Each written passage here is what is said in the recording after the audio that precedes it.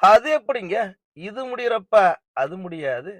கனவை சொல்லுங்கன்னு ஒவ்வொரு வீட்டு கதவையும் தட்டி கேட்டு குறிச்சுக்க முடியுது.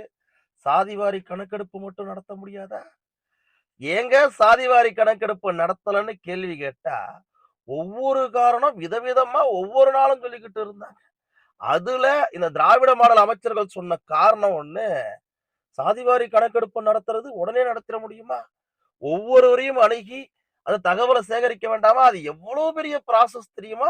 எத்தனை அரசு ஊழியர்கள் அதுல ஈடுபடணும் தெரியுமா? அதுக்கு எவ்வளவு செலவு பண்ணணும் தெரியுமா? அப்படின்னு கேள்வி கேட்டாங்க.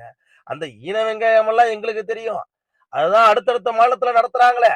ஆந்திரா, கர்நாடகா, பீகார் நடத்துறப்போ உங்களுக்கு என்னங்க குறைச்சன்னு, இதே தமிழ்நாட்டு மக்கள் திருப்பி திராவிட மாடல கேள்வி கேட்டாங்க.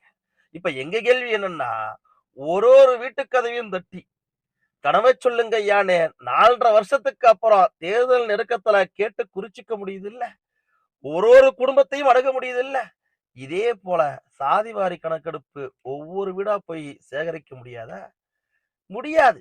ஏன்னா திமுக அத செய்யாது. அத செஞ்சா தான் தமிழ்நாட்டுல இருக்கக்கூடிய எல்லாருக்கும் விவரம் தெரிஞ்சிருமே.